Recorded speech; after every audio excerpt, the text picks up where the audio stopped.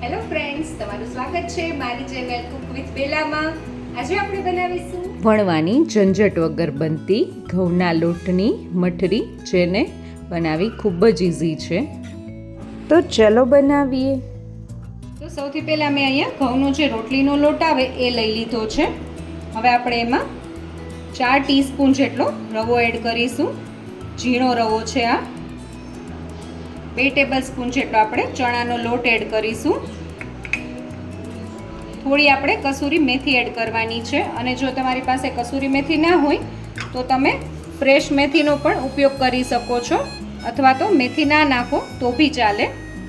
1/2 teaspoon જેટલો આપણે અજમો નાખશું, અને અજમોને આપણે થોડા આવી રીતે હાથથી મસળીને એડ કરીશું.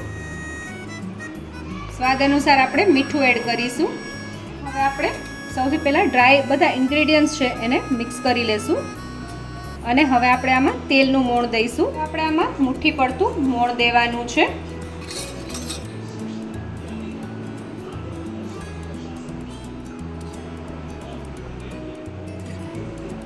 અને હવે આપણે સરસ રીતે તેલને લોટમાં મિક્સ કરી દઈશું. તો તમે જોઈ શકો છો તેલ એકદમ સરસ રીતે લોટમાં મિક્સ થઈ ગયું છે, અને આવી રીતે લોટને બાઇન્ડ કરીએ તો મુઠિયા જેવું ટેક્સચર આવે. એનો મતલબ એમ સમજવો કે આપણા લોટમાં મોણ એકદમ પરફેક્ટ છે. અને આપણે આ જ રીતે તેલ ઉમેરવાનું છે, અને મેં આમાં ટોટલ 5 ટેબલ સ્પૂન જેટલો તેલનો ઉપયોગ કર્યો છે. હવે આપણે થોડું થોડું પાણી એડ કરતા જઈશું અને લોટ બાંધતા જઈશું. અને આનો આપણે ઢીલો લોટ નથી બાંધવાનો, પરોઠાના લોટ કરતાં થોડો આપણે કઠણ લોટ બાંધવાનો છે. તમારે જો આમાં મેંદાના લોટનો ઉપયોગ કરવો હોય તો તમે અડધો મેંદો અને અડધા ઘઉંના લોટનો પણ ઉપયોગ કરી શકો છો. આપણો મઠરી માટેનો લોટ રેડી થઈ ગયો છે. તો આપણે આમાં વધુ તેલનો ઉપયોગ નથી કરવાનો, થોડુંક જ તેલ એડ કરવાનું છે, 1/2 ટીસ્પૂન કરતાં પણ ઓછું. અને હવે આપણે એને થોડું મસળી લેશું. અને આપણે આ લોટમાં મેંદાની બદલે ઘઉંનો લોટ ની સાથે આપણે રવો અને ચણાનો લોટ એડ કર્યો છે, તો તમને ખબર બી નહીં પડે કે આ ઘઉંના લોટની મઠરી છે. એનો સ્વાદ એકદમ સરસ મેંદા જેવો જ આવશે. તો તમે જોઈ શકો છો આપણો લોટ સરસ રીતે રેડી થઈ ગયો છે. અને હવે આપણે લોટને ઢાંકીને 15 થી 20 મિનિટ સુધી રેસ્ટ આપી દઈશું. તમે જોઈ શકો છો 10 થી 15 મિનિટનો સમય થઈ ગયો છે, અને આપણો લોટ એકદમ સરસ રીતે સેટ થઈ ગયો છે. આવી રીતે વ્હાઈટ સ્પોટ દેખાવા માંડ્યા છે, એનો એ મતલબ છે કે આપણો લોટ એકદમ સરસ રીતે સેટ થઈ ગયો છે. અને હવે આપણે આ લોટમાંથી ગોયણા કરી લેવાના છે. તો આપણે આ જે મઠરી છે એને વણવાની નથી, તો આપણે આના એક સરખા ગોયણા થાય એના માટે આપણે પહેલાં આ રીતનો શેપ આપી દઈશું. અને તમારે જો આવી રીતે હાથેથી કરવા હોય ગોયણા તો બી તમે કરી શકો છો. અધરવાઇઝ હું તમને એક બીજી રીત બતાવું. જો તમે આ રીતે ગોયણા કરશો તો તમારા ગોયણા એક સરખા થશે.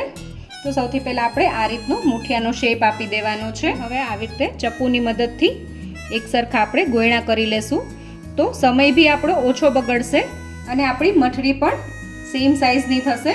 અને હવે આપણે આમાંથી એક આવી રીતે ગોયણું લઈ લેવાનું છે, અને એને આવી રીતે હાથની મદદથી સૌથી પહેલાં પ્રેસ કરી દેશું, અને પછી આંગળીની મદદથી આવી રીતે સરસ રીતે દબાવી દઈશું. અને તમે જોઈ શકો છો આપણી મઠરી તૈયાર થઈ ગઈ છે. આપણે આને વણવાની બિલકુલ જરૂર નથી, અને આપણી મઠરી આપણે આટલી જાડી જ રાખવાની છે, આને પતલી નથી કરી દેવાની. અને આપણી મઠરી તેલમાં આપણે તળીએ અને થોડી ફૂલે નહીં એના માટે આપણે ફોક સ્પૂનની મદદથી આવી રીતે કટ લગાવી દેશું. અને તમારે જો ચપ્પુની મદદથી કટ લગાવવા હોય તો તમે એમ બી કરી શકો છો. હું તમને બીજી મઠરી પણ કરીને બતાવું. તો સાવ સિમ્પલ છે. બંને હથેળીની મદદથી પહેલાં પ્રેસ કરી દેવાનું, અને આંગળીની મદદથી આવી રીતે થોડું દબાવી લેવાનું. અને હવે આપણે ચપ્પુની મદદથી પણ આમ કરી શકીએ, આવી રીતે કટ લગાવી દેવાના. તમે જોઈ શકો છો એકદમ ઇઝીલી આપણી મઠરી રેડી થઈ ગઈ છે. અને આ જ રીતે આપણે બધી મઠરી રેડી કરી લેશું, અને પછી આપણે તળી લેશું. તમે જોઈ શકો છો આપણી મઠરી રેડી થઈ ગઈ છે. અને આ મઠરીનો લોટ થોડો હાર્ડ હોય છે, તો આપણી મઠરી એકદમ રાઉન્ડ શેપની નહીં થાય, થોડી અનઇવન થશે. અને હવે આપણે મઠરીને તળી લઈએ. તો તમે જોઈ શકો છો મેં અહીંયા તેલને ગરમ થવા માટે રાખી દીધું હતું અને આપણું તેલ સરસ રીતે ગરમ થઈ ગયું છે. આપણે થોડો લોટ તેલમાં એડ કરીએ અને તમે જોઈ શકો છો થોડી વાર રહીને લોટ ઉપર આવે છે. એનો એ મતલબ છે કે આપણું તેલ તળવા માટે રેડી છે. તો આ સમયે આપણે ગેસની ફ્લેમ મીડિયમ કરી દઈશું અને 1 બાય 1 આપણે મઠરીને તેલમાં એડ કરીશું. અને તમારે ગેસની ફ્લેમ મીડિયમ જ રાખવાની છે, ના તો બહુ લો રાખવાની છે કે ના તો હાઈ રાખવાની છે.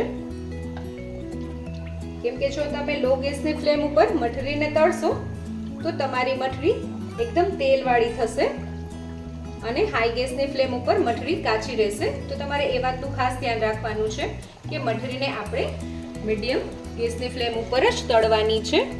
આપણે મઠરીને તેલમાં એડ કરીને તરત જ મઠરીને સાઈડ નથી ચેન્જ કરવાની. થોડીવાર મઠરીને તેલમાં તળાવા દેવાની છે. એની મેળે ઉપર આવે એ પછી જ આપણે એની સાઈડ ચેન્જ કરવાની છે. તો તમે જોઈ શકો છો 2 મિનિટ જેવો સમય થઈ ગયો છે અને આપણી મઠરી થોડી ઉપર આવવા લાગી છે. તો આ સમયે આપણે મઠરીની સાઈડ ચેન્જ કરી લઈશું અને એ પછી પણ એને થોડી તળાઈ જાય એ પછી જ એની સાઈડ ચેન્જ કરવાની છે. ધીમે ધીમે આપણે એની સાઈડ ચેન્જ કરતા જશું અને મઠરીને તળતા જશું. તો તમે જોઈ શકો છો 5 મિનિટ જેવો સમય થયો છે અને આપણી મઠરી એકદમ સરસ રીતે તળાઈ ગઈ છે. તમે એનો કલર બી જોઈ શકો છો. અને હવે આપણે મઠરીમાંથી એકદમ સરસ રીતે તેલ વધારાનું બધું નિતારી અને એને એક પ્લેટમાં લઈ લેશું.